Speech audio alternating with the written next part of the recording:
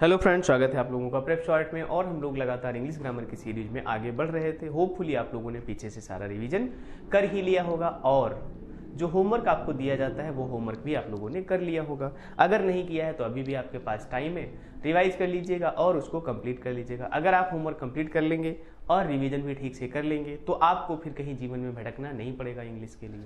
अगर आप लोग चाहते हैं कि आपको ठीक से इंग्लिश एक बार में आ जाए, ताकि बार बार न ढूंढना पड़े, इधर उधर परेशान ना होना पड़े, तो एक बार ठीक से कर लीजिएगा। देखिए, अगर आप 100% अपना देंगे तो निश्चित रूप से आपको चीजें आएंगी। अगर आप एफर्ट ही अच्छे मन से या पूरे मन से नहीं करेंगे तो पूरी चीजें आपको कंप्लीटली नहीं आएंगी। तो आपको क्या करना है, 100% अपना एफर्ट लगाना है। एक बार सीख लीजिएगा। ये इंग्लिश लैंग्वेज है, आपको पूरी लाइफ काम आने वाली है। एग्जाम दो या ना दो तब भी काम आने वाली है। एग्जाम देंगे तब तो और अच्छी बात है, नहीं देंगे तो भी अच्छी बात है, क्योंकि जरूरत तो पड़ेगी ही, है ना। इंग्लिश इसलिए आनी चाहिए क्योंकि आपको अगर लाइफ को सर्वाइव करना है तो आज के समय आप देखते हैं, कंप्यूटर चलाना हो या कोई भी चीज़ यूज करना हो या बाहर जाकर कुछ करना हो तो आपको इंग्लिश क्या होना चाहिए, आना ही चाहिए। इसलिए और एग्जाम क्वालिफाई करना है तब तो फिर ऑप्शन ही नहीं है आपके पास। तो क्या करना है, हम पीछे पढ़ रहे थे प्रीपोजिशंस के बारे में। किसके बारे में? आगे चलने से पहले आपकी जिम्मेदारी है चैनल को सब्सक्राइब कर लीजिएगा। और जो मटेरियल आपको दिया जा रहा है, अगर आपको ठीक लग रहा है और आपको लग रहा है कि आपको बेनिफिट हो रहा है, तो कंडीशन, अगर आपको लग रहा है कि आपको बेनिफिट हो रहा है तो आप उसे क्या कर दे, लाइक कर दे, यस और नो। और पार्टिसिपेट भी करें। क्या करें? पार्टिसिपेट करें, कनेक्ट रहें। चलिए तो आगे हम चलते हैं। प्रीपोजिशन के पीछे आपने कुछ चैप्टर में पढ़ा हुआ था। आज हम पढ़ेंगे कुछ इंपॉर्टेंट प्रीपोजिशंस, उनका यूज कहां और कैसे किया जाता है। कुछ इंपॉर्टेंट प्रीपोजिशंस हम क्या पढ़ने वाले हैं आज? कुछ इंपॉर्टेंट प्रीपोजिशन पढ़ने वाले हैं, उनका यूज कहां और कैसे किया जाता है वो आपको एज इट इज लर्न कर लेना है कि अगर ये वर्ड्स आएंगे तो उनका यूज कहां और कैसे किया जाता है। जैसे हम यूज करते हैं, जैसे हमने कहा, हम पढ़ेंगे विद और बाई के बारे में। किसके बारे में पढ़ेंगे? विद एंड बाई के बारे में। किसके बारे में? बाई के बारे में। क्या कंफ्यूजन होता है विद और बाई? कई बार अगर आप हिंदी से ट्रांसलेट करते हैं इंग्लिश में तो आपको लगता है कि विद भी लग सकता है और बाई भी लग सकता है। क्या लग सकता है? विद भी लग सकता है और बाई भी लग सकता है। लेकिन विद कहाँ लगेगा और बाई कहाँ लगेगा, ये आपको आज ठीक से समझ लेना है। देखिए, बाई जब भी हम एजेंट की बात करेंगे, किसकी बात करेंगे? कोई भी काम किसके द्वारा किया गया है। अच्छा, यहां पर भी यही आता है, किसके द्वारा किया गया है। तो जब यहां पर हम इंस्ट्रूमेंट की बात करेंगे, किसकी बात करेंगे? इंस्ट्रूमेंट की बात करेंगे, तो आपको क्या लगाना है? विद लगाना है। और यहां पर एजेंट का मतलब किसी सब्जेक्ट की बात की जाएगी। किसकी बात की जाएगी? सब्जेक्ट यानी लिविंग। क्या? सब्जेक्ट यानी लिविंग की बात की जाएगी। तो उसके लिए आपको क्या लगाना है? बाई लगाना है। बोलो क्या करना है फिर आपको? उसके लिए बाई का यूज करना है। ये बात समझ आ गई? ये याद कर लीजिएगा हमेशा के लिए। जैसे हम एग्जाम्पल लिखते हैं, क्या एग्जाम्पल देखिएगा। जैसे एग्जाम्पल लिखा हमने, द लेटर वॉज रिटन, क्या? The letter was written, the letter was written by Ram with pencil, with pencil. अब आप देखिएगा, यहां पर आप इससे समझ सकते हैं, एग्जाम्पल में दोनों चीजें एक साथ प्रयोग कर ली गई हैं ताकि आपको समझना क्या हो जाए आसान हो जाए। देखिए, जहां पर लिखा गया बाई राम, क्या लिखा गया? बाई राम। राम के पहले किसका यूज किया गया? बाई का यूज किया गया। किसका यूज किया गया? बाई का यूज किया गया। और आप देखिए, पेंसिल के पहले किसका यूज किया गया? विद का यूज किया गया। पेंसिल के पहले किसका यूज किया गया है? विद का यूज किया गया है। तो पेंसिल क्या है? एक इंस्ट्रूमेंट की तरह यूज किया गया है। पेंसिल को किसकी तरह यूज किया गया है? इंस्ट्रूमेंट की तरह यूज किया गया है। बोलो, पेंसिल को किसकी तरह यूज किया गया है? इंस्ट्रूमेंट की तरह यूज किया गया है। तो इसलिए इंस्ट्रूमेंट के पहले यानी पेंसिल के पहले क्या यूज किया गया? विद लगाया गया है। बोलो, पेंसिल के पहले किसका यूज किया गया है? विद का यूज किया गया है। और राम के पहले किसका यूज किया गया है? बाई का यूज किया गया है। राम के पहले किसका यूज किया गया है? बाई का यूज किया गया है। अगर आप और ध्यान से समझो, the letter was written by Ram, अगर हम आगे वाला पार्ट रफ कर दे, हटा दे, देखिए जैसे मान लीजिए कि केवल ये इतना लिखा, ये आप समझ गए, पेंसिल के पहले हमने क्या लगाया हुआ है? विद लगाया हुआ है, ये समझ गए आप लोग? ठीक है। अब आप बताइए, अगर केवल सेंटेंस का इतना पार्ट लिखा हुआ है तो क्या आप ये नहीं कह सकते कि ये सेंटेंस क्या है? पैसिव वॉइस में लिखा हुआ है, किस में लिखा हुआ है। कुछ चीजें समझने के लिए जरूरी नहीं कि आप प्रेपोजिशन को ही पढ़ें। किसको पढ़ें? प्रेपोजिशन के बेस पे पढ़ें। आप इस बेस पे भी तो पढ़ सकते हैं। आपने एक्टिव पैसिव में, जब हमने एक्टिव से पैसिव चेंज करने के लिए आपको बताया था, तब भी तो आपने ये पढ़ा था the letter was written by Ram. देखिए ना, यहां पर आप यहां से समझने की कोशिश कीजिएगा। ये जो वॉज लिखा हुआ है, क्या लिखा हुआ है? जो वॉज लिखा हुआ है, और वॉज के साथ आपको पता है वर्ब की थर्ड फॉर्म लगी हुई है। क्या लगी हुई है? वॉज के साथ वर्ब की थर्ड फॉर्म लगी हुई है। आपको पता है वॉज वर, क्या वॉज वर क्या होता है? पास्ट कॉन्टिन्यूअस होता है। क्या होता है? पास्ट कॉन्टिन्यूअस होता है। और पास्ट कॉन्टिन्यूअस में आपको पता है वर्ब की आईएनजी फॉर्म लगती है। कौन सी फॉर्म लगती है? वर्ब की आईएनजी फॉर्म लगती है।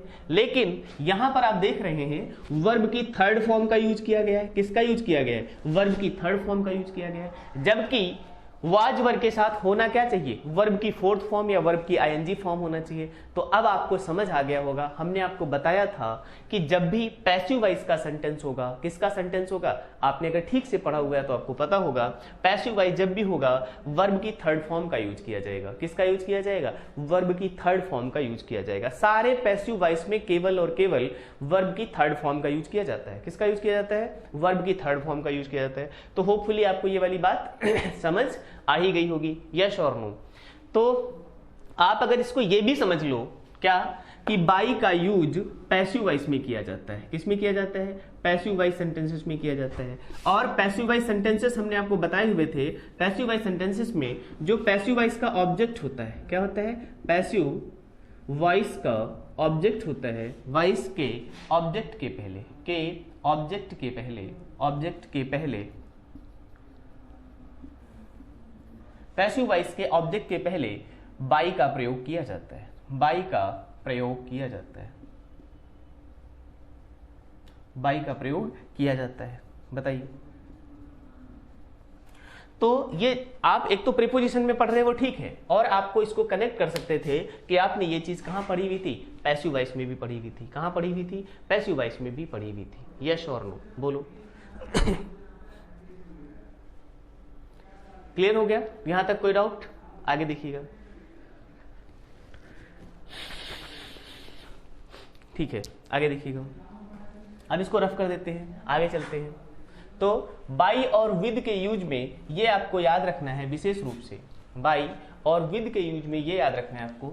बाई और विद में क्या डिफरेंस है? दोनों का मतलब तो द्वारा है। क्या है? दोनों का मतलब ही द्वारा है, लेकिन यूज कहां करना है? विद का यूज इंस्ट्रूमेंट के साथ करना है, और बाई का यूज एजेंट के साथ करना है, लिविंग ऑब्जेक्ट के साथ करना है। किसके साथ करना है? एजेंट सब्जेक्ट हो सकता है, लिविंग ऑब्जेक्ट हो सकता है। बताइए, ये बात क्लियर हो गई?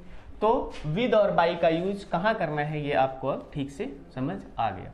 विद और बाई में कंपैरिजन हो गई। जब भी नेगेटिव, जब भी सेंटेंस में हमें इंस्ट्रूमेंट के लिए यूज करना है, किसका यूज करना है? इंस्ट्रूमेंट का यूज करना है। देखिए, जैसे हमने लिखा Ravan was killed, Ravan was killed by Rama, by Rama. With किससे मारा था? वो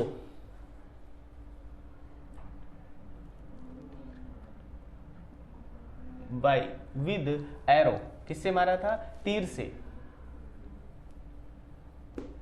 तो इस तरीके से आप क्या लिख सकते हैं? यहां आप देख सकते हैं कि राम के पहले किसका प्रयोग किया गया है? बाई का प्रयोग किया गया है। किसका प्रयोग किया गया है? बाई का प्रयोग किया गया है। और यहां पर आप देख रहे हैं विद का प्रयोग किसके साथ किया गया है? एरो के साथ किया गया है, तीर से। किससे मारा था? Ravan was killed by Rama. Ram ने रावण को मारा, या रावण मारा गया था किसके द्वारा? राम के द्वारा। रावण मारा गया था किसके द्वारा? राम के द्वारा। कैसे? तीर से। यस और नो बताइए, ये बात समझ आई? तो अब आपको समझ आ गया होगा कि विद और बाई में क्या डिफरेंस है। किसमें?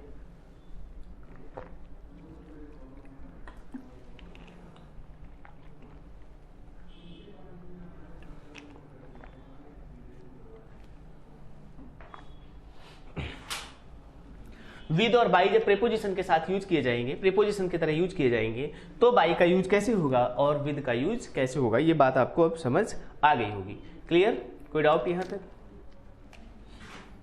तो बाई और क्या हो गया, रामा।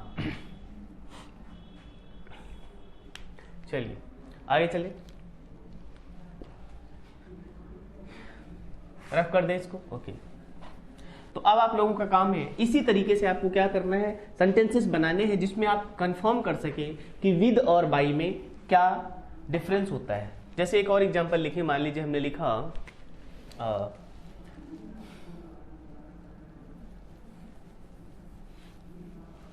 चलिए आगे हम देखते हैं। बहुत इंपॉर्टेंट वर्ड्स हैं, इनको ध्यान से समझ लीजिएगा। जैसे एक वर्ड है बिलो, क्या है, बिलो। एक वर्ड है बिलो, दूसरा वर्ड है अंडर, क्या है, अंडर। और एक वर्ड है बिलो, अंडर और बीनीथ। बिलो, अंडर और बीनीथ, क्या है, बिलो, अंडर और बीनीथ। बिलो, अंडर और बीनीथ, ध्यान से देखिएगा, बिलो, अंडर एंड बीनीथ। तो तीनों का ही मतलब क्या होता है, नीचे। बिलो का मतलब क्या होता है, नीचे, लेकिन इनके यूज में बहुत डिफरेंस है, वही आपको सीखना है। बिलो का मतलब भी क्या होता है, नीचे, और अंडर का मतलब भी क्या होता है, नीचे, और बीनीथ का मतलब भी क्या होता है, नीचे। ठीक है, बिलो का मतलब भी क्या होता है, नीचे, अंडर का मतलब भी क्या होता है, नीचे, और बीनीथ का मतलब भी क्या होता है, नीचे। लेकिन तीनों के यूज में बहुत डिफरेंस है, वही आपको समझना है। क्या करना है, वही आपको समझना है, बिलो, अंडर और बीनीथ में क्या डिफरेंस होता है। देखिए, बिलो के लिए जब हम कहेंगे तो बिलो के यूज में क्या होगा, जब हम किसी से रैंक में नीचे कहते हैं, किसमें कहते हैं, जब हम किसी से रैंक में नीचे कहते हैं, किसमें कहते हैं कि रैंक में कोई व्यक्ति नीचे है, रैंक में नीचे है, क्या है, रैंक में नीचे है। किसी पोस्ट पर कोई व्यक्ति नीचे है, क्या है, जैसे ऑफिस में जो वर्कर होते हैं उसमें फर्स्ट ग्रेड से लेके फोर्थ ग्रेड तक होते हैं, क्या होते हैं, तो वो रैंक में नीचे होते हैं। किसी भी ऑफिस में जो वर्कर होते हैं, तो मान लीजिए कोई सीनियर अफसर है, फिर कोई जूनियर अफसर है, फिर कोई और नीचे फोर्थ ग्रेड का अफसर है, तो फोर्थ ग्रेड का वर्कर है, सॉरी, तो ये रैंक में नीचे होते हैं। क्या होते हैं, बिलो जो है क्या होता है, रैंक में नीचे होते हैं। और क्या होता है बिलो में,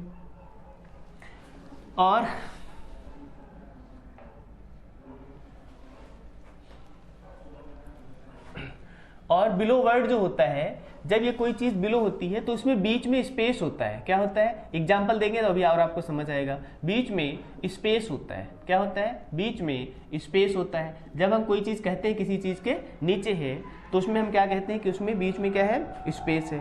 अंडर देखिए,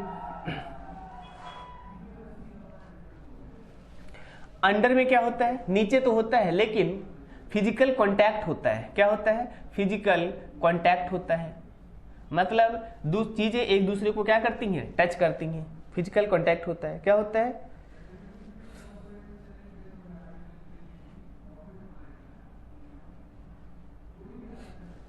और यहां पर बीनीथ का सेंस नीचे का मतलब नीचे ही होता है। क्या होता है, यहां पर जब बिलो के यूज करते हैं तो रैंक में नीचे का, क्या, रैंक में नीचे, और बीच में इसमें क्या होता है, स्पेस होता है। जैसे एग्जांपल लिखेंगे तो आपको ज्यादा समझ आएगा। क्या आएगा, ज्यादा समझ आएगा। जैसे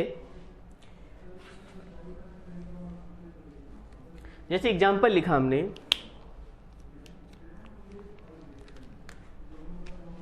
ही placed the lamp, he placed the lamp, he placed the lamp below the, he placed the lamp below the almirah। ये हो गया, he placed the lamp below the almirah। जैसे और एक एग्जांपल लिखा हमने,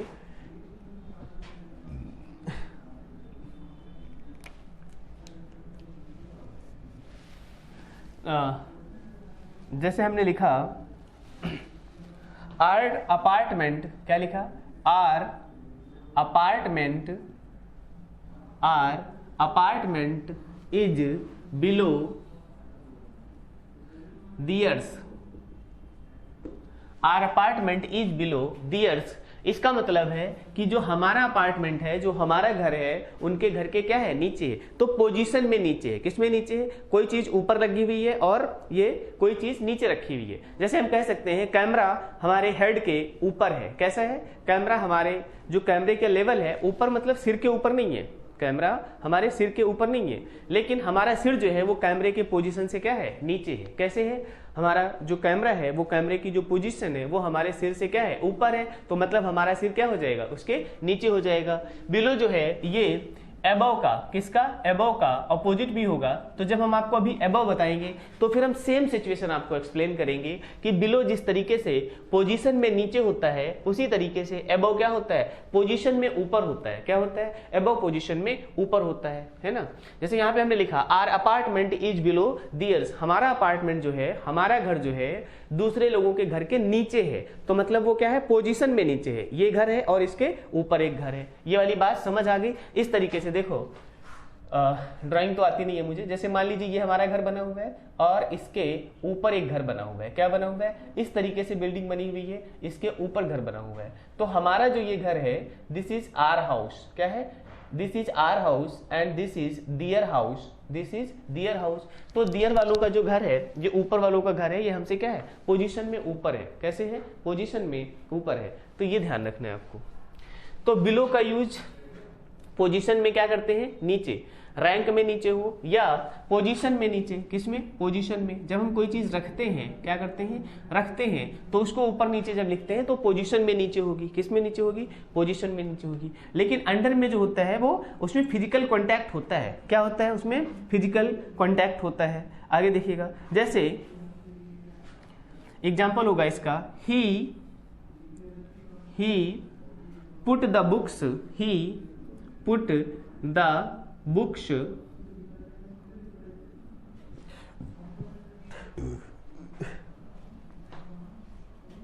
he put the books under the pillow,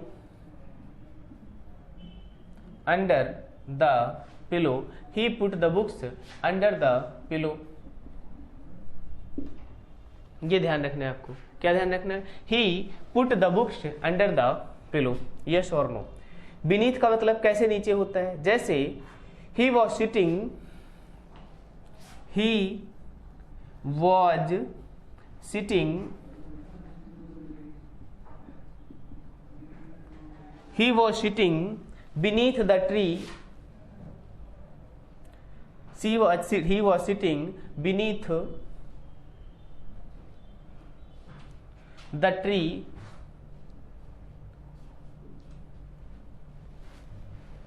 ठीक है। आगे देखिएगा, और हम इसको भी, बीनीथ को भी पोजीशन के उसमें सेंस में यूज कर सकते हैं। कैसे यूज कर सकते हैं? जैसे she married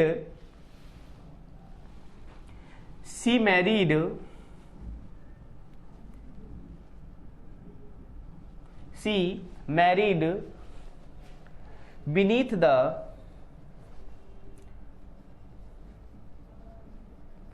she married beneath her status,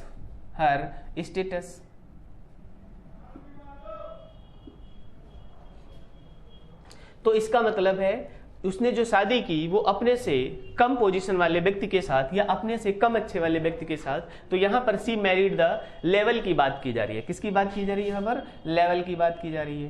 तो ये आपने देखा कि बिलो का मतलब भी नीचे होता है, अंडर का मतलब भी नीचे होता है और बीनीथ का मतलब भी नीचे होता है। लेकिन बिलो में नीचे किस तरीके से होता है? जब हम कभी रैंक की बात करते हैं, पोजीशन की बात करते हैं, किसकी बात करते हैं? रैंक की बात करते हैं या पोजीशन की बात करते हैं, तो हम बिलो का मतलब नीचे रखते हैं। क्या करते हैं? बिलो का मतलब उसमें नीचे होता है। ठीक है, आगे देखिएगा, अंडर का मतलब फिजिकल कांटेक्ट होना चाहिए। कोई चीज एक दूसरे को क्या कर रही है?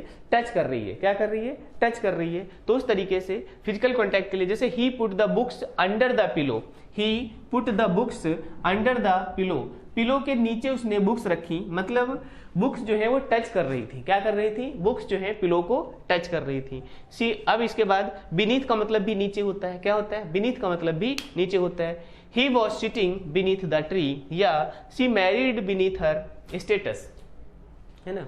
तो इसका मतलब है उसने अपने लेवल से नीचे लोगों से, नीचे के लोग व्यक्ति से शादी की। आगे देखिएगा, तो ये होपफुली आपको समझ आ गया होगा। इस तरीके से आप लोगों को एग्जाम्पल बनाने हैं, क्या करने हैं, एग्जाम्पल सॉल्व करने हैं।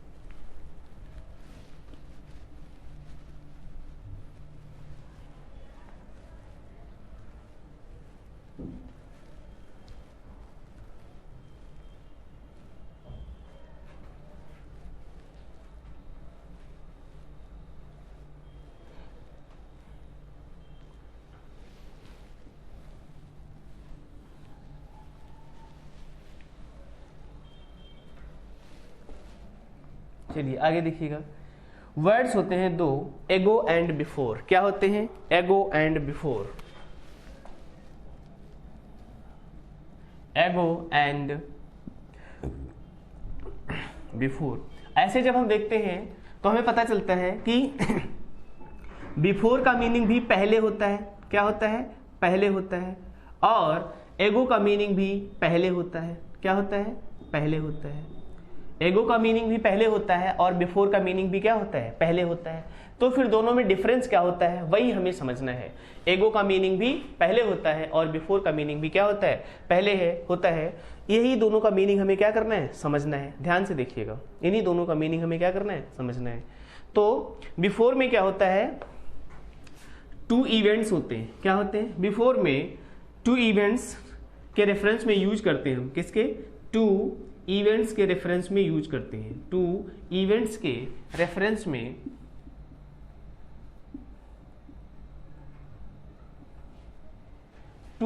रेफरेंस में पहले कौन सा काम हुआ है, पहले कौन सा काम हुआ है, पहले कौन सा काम हुआ है,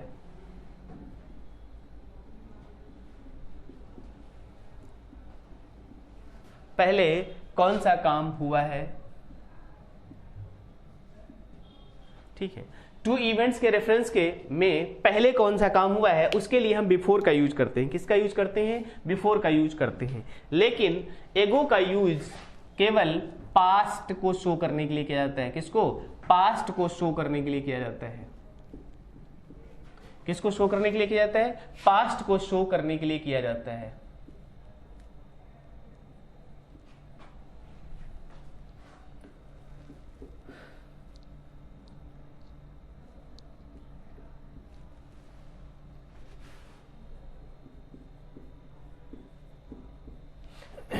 एगो का यूज पास्ट को शो करने के लिए किया जाता है। किस लिए किया जाता है, पास्ट को शो करने के लिए किया जाता है। और बिफोर का यूज टू इवेंट्स के रेफरेंस में पहले कौन सा काम हुआ है उसके लिए शो किया जाता है। एग्जाम्पल देखिएगा तो आपको ज्यादा समझ आएगा। देखिएगा एग्जाम्पल में, जैसे हमने एगो का एग्जाम्पल लिखा, पहले किसका एग्जाम्पल लिखा, एगो का एग्जाम्पल लिखा, ही केम,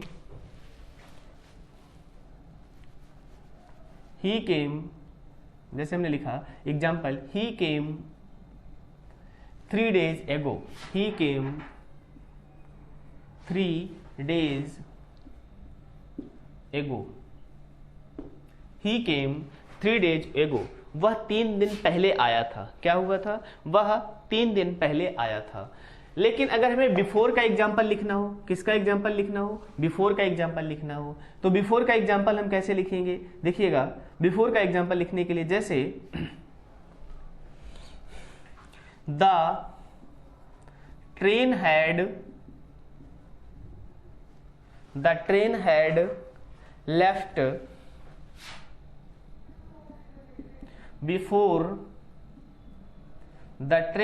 left before he reached the station. He reached station.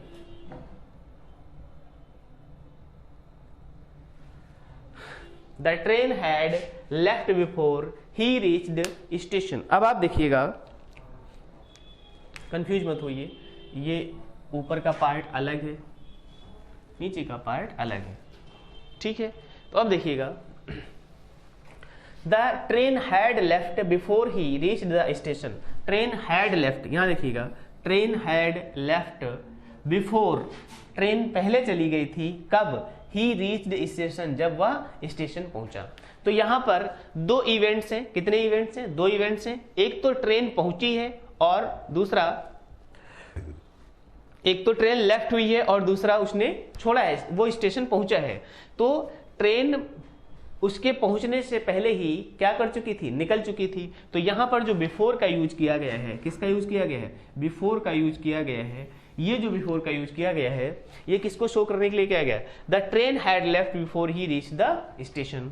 The train had left before he reach the station, before he reach the station. बोलो, ये बात क्लियर हो गई? तो यहां पर जो बिफोर का यूज किया गया है वो दो इवेंट्स को शो करने के लिए किया गया है। किसके रेफरेंस में? दो रेफरेंस में किया गया। और यहां पर जो यूज किया गया, ही केम 3 days एगो, वो 3 दिन पहले आया हुआ था। कितने दिन पहले आया हुआ था? 3 दिन पहले आया हुआ था। तो आपको ये याद रखना है कि एगो का यूज पास्ट को शो करने के लिए किया जाता है। किसके लिए किया जाता है? एगो का यूज पास्ट को शो करने के लिए किया जाता है। यस और नो बताइए, एगो का यूज किसके लिए किया जाता है? पास्ट को शो करने के लिए किया जाता है। और आपको याद रखना है, ये जो सेंटेंस की कंस्ट्रक्शन है, आप इसको अलग से समझ लीजिएगा। ये पास्ट परफेक्ट टेंस है। कौन सा है? पास्ट परफेक्ट टेंस है।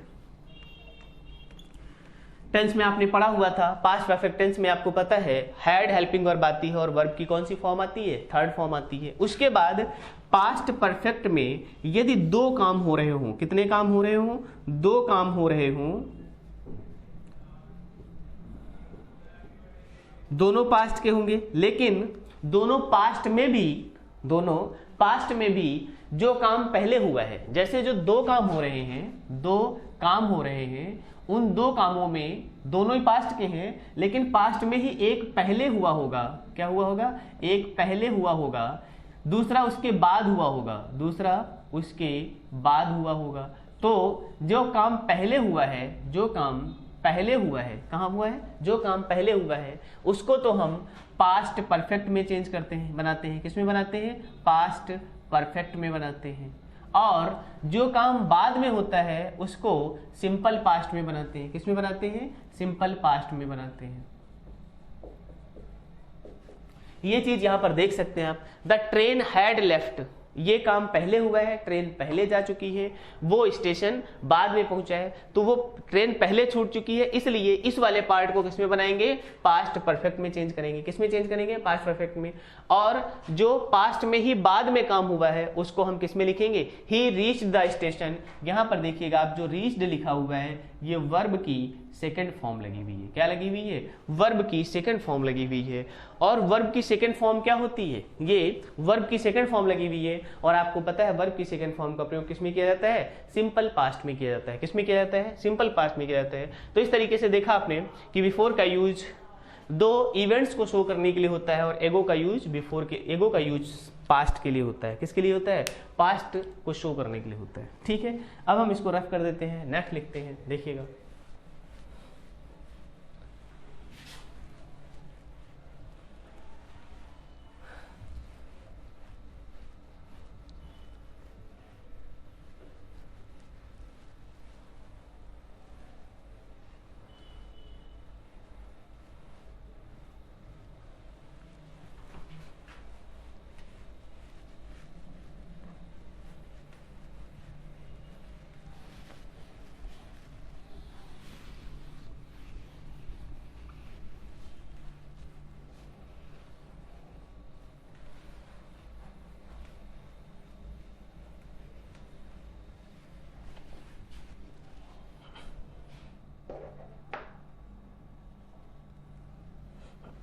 आगे देखिएगा, आगे हम लिखते हैं बिसाइड और बिसाइड्स। क्या? बिसाइड और बिसाइड्स। क्या? बिसाइड और बिसाइड्स, इनकी कंपैरिजन देखिएगा। बिसाइड और बिसाइड्स, बिसाइड मतलब होता है बगल में। कहाँ? बगल में, या पास में। कहाँ? पास में। और बिसाइड्स का मतलब होता है के अतिरिक्त। क्या होता है? के अतिरिक्त, के अतिरिक्त मतलब एक्स्ट्रा। क्या? एक्स्ट्रा। कोई भी काम, कोई भी चीज है आपके पास, उसके अलावा एक चीज और आ जाए तो उसको हम क्या कहेंगे? एक्स्ट्रा। क्या? इसके एक्स्ट्रा हो जाएगा। तो बिसाइड या बगल में, क्या हो जाएगा? बिसाइड या बगल में। बिसाइड का मतलब क्या हो जाएगा? बगल में या पास में। तो बिसाइड, एक्स्ट्रा, या हम इसको क्या कह सकते हैं? इन एडिशन टू। एक्स्ट्रा का मतलब क्या हो जाएगा? In addition to. क्या हो जाएगा? In addition to. जो चीज आपके पास है उससे कुछ एक चीज ज्यादा हो जाए तो उसको हम क्या कहेंगे? इन एडिशन टू, यानी एक्स्ट्रा। क्या हो जाएगा? इन एडिशन टू का मतलब क्या हो जाएगा? एक्स्ट्रा हो जाएगा। और बगल में या पास में, क्या हो जाएगा? बगल में या पास में। एट द साइड ऑफ, बगल में या पास में का क्या मतलब है? At the side of, at the side of, at the side of. तो ये हो जाएगा। बिसाइड्स का मतलब क्या होता है? एक्स्ट्रा या इन एडिशन टू, और बिसाइड का मतलब होता है पास में। स्पेलिंग ध्यान से देख लीजिएगा, इसमें केवल एक्स्ट्रा एस लगाया गया है। क्या लगाया गया है? एक्स्ट्रा एस लगाया गया है।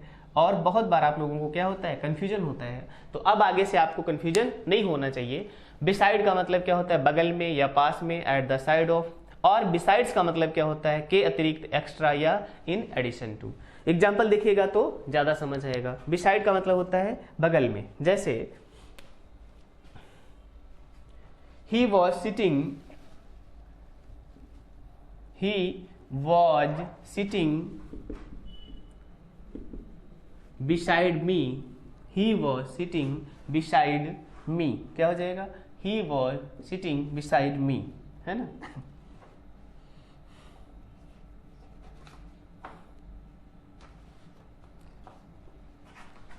तो he was sitting beside me, वो मेरे पास में बैठा था। कहाँ बैठा था?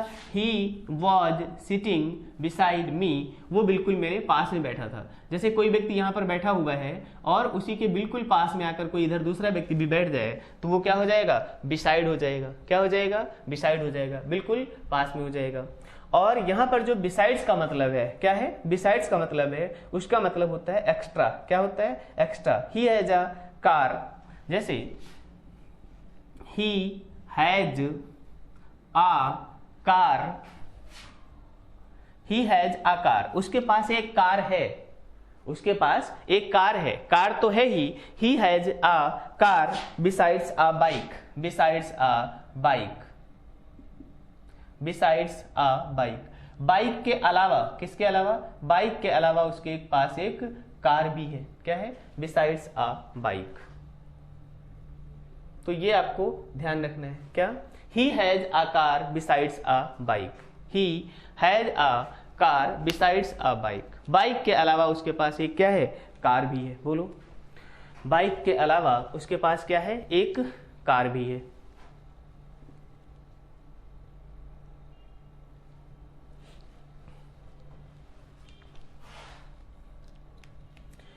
तो ये बात आप लोगों को होपफुली समझ आ गई होगी। क्या समझ आ गया? In addition to he has a car besides a bike, he has a car besides a bike. तो बिसाइड्स क्या हो गया? के अतिरिक्त या एक्स्ट्रा। क्लियर? यहां तक कोई डाउट?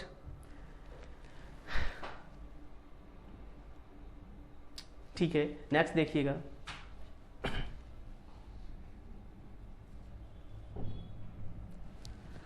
तो इसको रफ कर दे। समझ आ गया आप लोगों को बिसाइड और बिसाइड्स? आगे देखिएगा।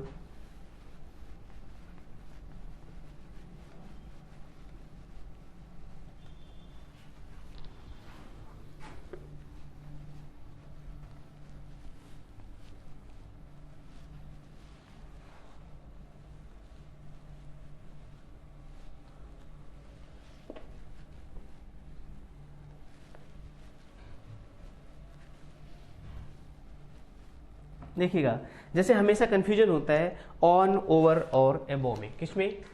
ऑन, ओवर, एबो। पहले तो ये याद रखिए, हमने आपको बताया था एबव जो है वो बिलो का, किसका, बिलो का एंटोनिम है। एक तो ये याद रखिएगा, क्या याद रखिएगा, एबव जो है क्या, एबव जो है वो बिलो का एंटोनिम है। एक तो ये याद रखिएगा, एबव जो लिखा है ये क्या लिखा हुआ है, एबव जो लिखा हुआ है ये बिलो का एंटोनिम है, क्या है, ओके। अब देखिएगा ऑन, ओवर और एबव।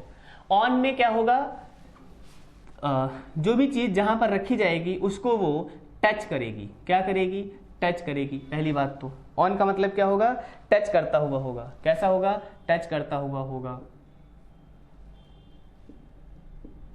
और इसके आपने बहुत सारे एग्जाम्पल पढ़े हुए हैं, क्या पढ़े हुए हैं, जैसे हमने लिखा द बुक इज, क्या, the book is on the table, the book is on the table. ये आप देख रहे हैं जो बुक है, क्या है, बुक जो है वो टेबल पर रखी हुई है, क्या है, इस तरीके से टेबल है, क्या है, इस तरीके से टेबल है और बुक इसके ऊपर रखी हुई है, क्या रखी हुई है, बुक इसके ऊपर रखी हुई है। तो बुक इसको टच कर रही है, क्या कर रही है, टच कर रही है। ये जो बुक है इस टेबल को क्या कर रही है, टच कर रही है, यस और नो। तो ऑन का यूज तब होगा जब कोई चीज उसको क्या कर रही हो, टच कर रही हो। ऑन का यूज कब होगा, जब उसको कोई चीज क्या कर रही हो, टच कर रही हो। तो ऑन का हम टच के सेंस में यूज करते हैं, किसके सेंस में यूज करते हैं, टच के सेंस में यूज करते हैं। The book is on the table, क्या हो गया, the book is on the table. अब हम बात करते हैं ओवर की और एबव की। किसकी बात करते हैं, ओवर की और एबव की। ध्यान से देखिएगा ओवर और एबव में क्या डिफरेंस है। देखिए ओवर जो होता है, ओवर जो होता है वो हॉरिजेंटल होता है, कैसा होता है, सॉरी वर्टिकल होता है, कैसा, वर्टिकली ऊपर होता है। ओवर का मतलब भी ऊंचाई पर, वर्टिकली ऊंचाई पर होता है, कैसे ऊंचाई होता है, वर्टिकली ऊंचाई पर होता है। और एबव का मतलब, एबव का मतलब क्या होगा, हॉरिजेंटल ऊंचाई पर होगा, कैसे होगा, हॉरिजेंटली ऊंचाई पर होगा।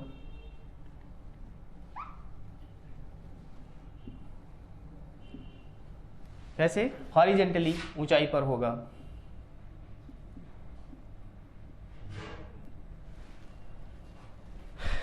कैसे होगा, एबव का जो होगा वो हॉरिजेंटली लेवल पर शो करता है, किस पे शो करता है, और वर्टिकली ऊंचाई पर होगा। जैसे हम लोग देखिए क्या बोलते हैं, देखिए एग्जाम्पल देखेंगे तो ज्यादा समझ आएगा। जैसे हम लोग कहते हैं द रूफ इज, क्या, the roof is over our head, क्या, the roof is over our head. छत कहां है, छत हम लोगों के सिर पर है। तो यहां पर हमने क्या यूज किया, ओवर का यूज किया, किसका यूज किया, ओवर का यूज किया। देखिएगा the roof is over our head, इस तरीके से the roof is over our head. छत क्या है, हम लोगों के सिर के ऊपर है। और एबव का यूज कहां करेंगे, किसका, एबव का यूज कहां करेंगे। जैसे हमने कहा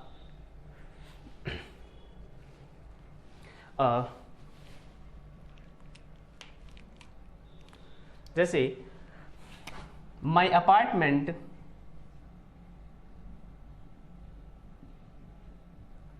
हमने आप लोगों को बताया हुआ था कि बिलो जो है वो अबव का क्या है, बिलो जो है अबव का एंटोनिम है। तो उस समय भी हमने आपको एग्जाम्पल बताया हुआ था, माई अपार्टमेंट इज अबव दियर्स, क्या, अबव दियर्स। हमारा अपार्टमेंट जो है उनके अपार्टमेंट के क्या है, ऊपर है, क्या है, अबव जो है ऊपर है, यस और नो। तो इस तरीके से जो ओवर का यूज होता है वो वर्टिकल ऊंचाई पर होता है, किस पे होता है, वर्टिकल ऊंचाई पर होता है, किस पे होता है, वर्टिकल ऊंचाई पर होता है। और एबव का यूज जो होता है, किसका, एबव का यूज जो होता है वो हॉरिजेंटली ऊंचाई पर यूज होता है, किस पे ऊंचाई पर यूज होता है, कि लेवल पर क्या है, क्या है, कोई व्यक्ति यहां है और इससे यहां पर कोई चीज ऊपर रखी हुई है तो ये हॉरिजेंटली ऊंचाई पर है, किस पे है, हॉरिजेंटली ऊंचाई पर है। होपफुली ये बात आप लोगों को समझ आ गई होगी। आगे देखिएगा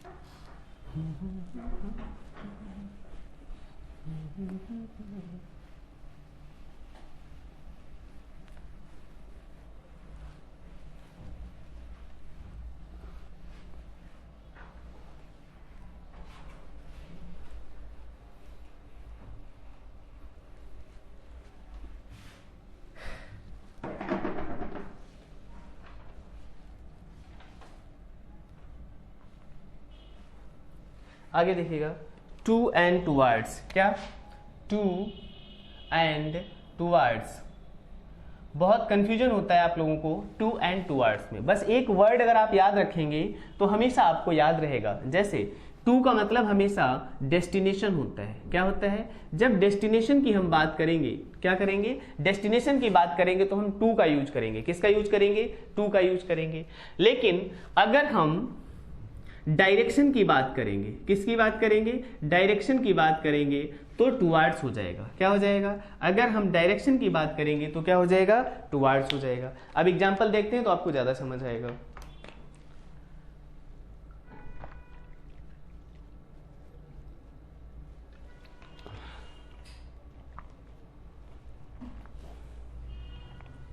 देखिएगा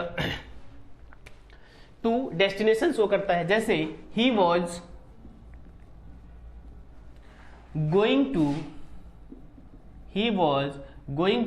school, he was going to school,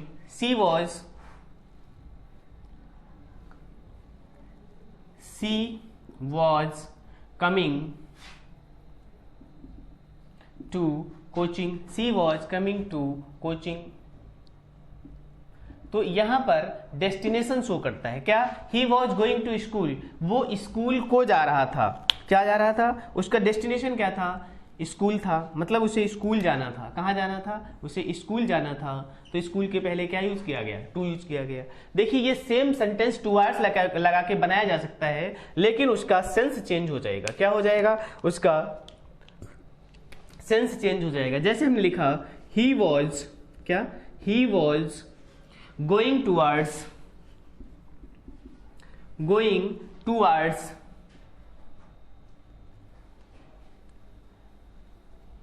he was going towards school, वो स्कूल की ओर जा रहा था। किस ओर जा रहा था? स्कूल की ओर जा रहा था, स्कूल नहीं जा रहा था। मान लीजिए कोई ऐसा व्यक्ति है जो स्कूल नहीं जाता है, स्टूडेंट नहीं है, कोई ऐसा व्यक्ति जो स्टूडेंट नहीं है, लेकिन वो वहां जा रहा था, तो ही वॉज गोइंग टुवर्ड्स स्कूल। क्या हो जाएगा? ही वॉज गोइंग टुवर्ड्स स्कूल, वह स्कूल की ओर जा रहा था। किधर जा रहा था? स्कूल की ओर जा रहा था। ठीक है ना?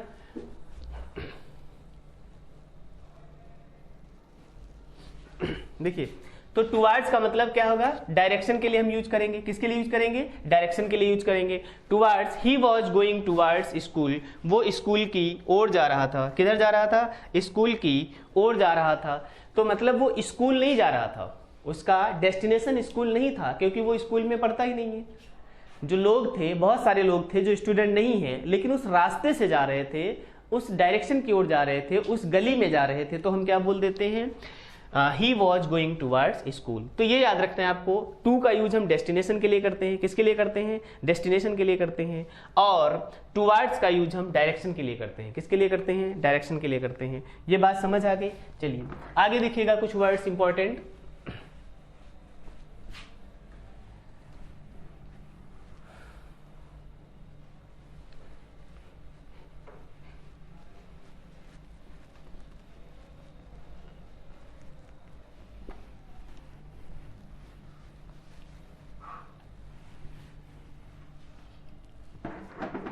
आगे देखिएगा, जैसे वर्ड होता है अलोंग, क्या होता है?